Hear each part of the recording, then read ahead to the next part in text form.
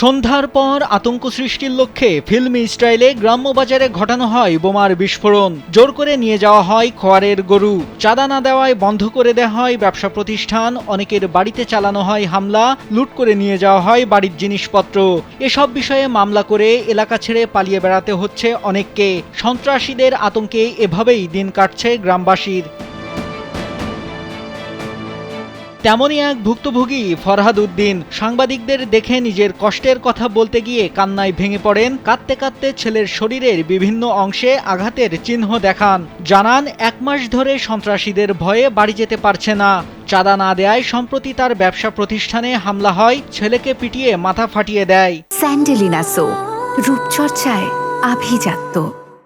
তার আমার থেকে চাঁদা ভাড়া নিতে পারে না বিজয় আজকে এই অবস্থা। আমার ছেলেটার কোবাই এই দেখেন কি অবস্থা করছে।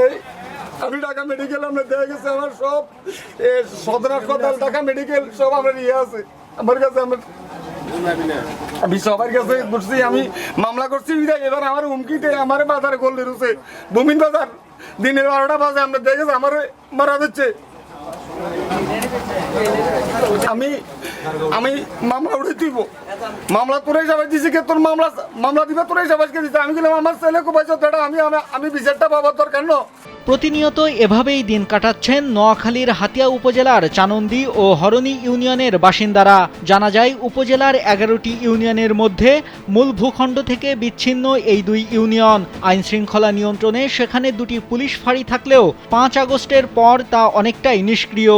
সারা দেশে নৌবাহিনী ও সেনাবাহিনী আইন শৃঙ্খলা নিয়ন্ত্রণে কাজ করলেও ইউনিয়ন দুটিতে যায়নি কোনো বাহিনীর টিম। এই সুযোগে অন্য এলাকার সন্ত্রাসীরা বিএনপির নাম ভাঙিয়ে অপকর্ম চালাচ্ছে বলে অভিযোগ স্থানীয়দের। এখানে বয়সরোড পশ্চিমাঞ্চলে টাঙ্কি এলাকা এবং 1 নম্বর 2 নম্বর ওয়ার্ডে সন্ত্রাসীদের অফেন তৎপরতা চলতেছে। সেখানে সন্ত্রাসীরা মানুষদেরকে ধরে নিয়ে জিম্মি করে তাদের থেকে মুক্তি পাওয়া যায়। জঘন্যভাবে যে ইট মারি সে যেভাবে অবস্থা, হাতে অ্যাক্সিডেন্ট হয়েছে, মাথা অ্যাক্সিডেন্ট হয়েছে। ওদের 2 ঘন্টা 3 ঘন্টা পরে তার উঠেছে।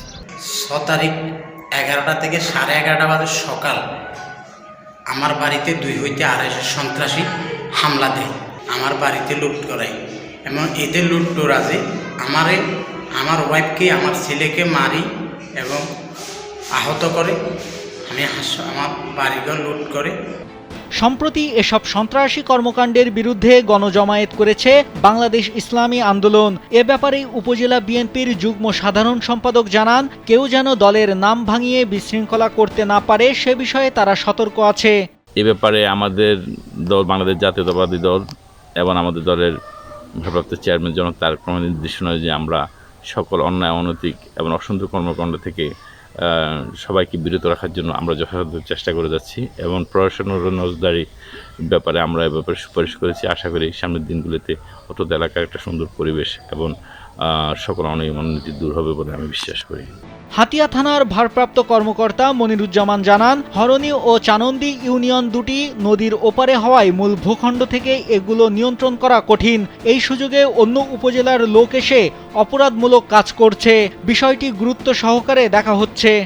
হাতিয়া থানার অন্তর্গত হরণী এবং চানন্দি নামে 2টি ইউনিয়ন রয়েছে। নদীর ওই পারে মূল ভূখণ্ড হতে নদীর ওই পারে ইউনিয়নগুলো হওয়াতে আমাদের জন্য নিয়ন্ত্রণ করা কঠিন হয়ে পড়ছে।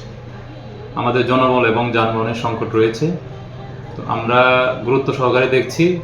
সরকার 2 ইউনিয়নে সন্ত্রাসীদের দমন করে দ্রুত আইন শৃঙ্খলা ফিরিয়ে আনবে, এমনটাই চাওয়া স্থানীয়দের। নাইমুল হাসিব, কালবেলা।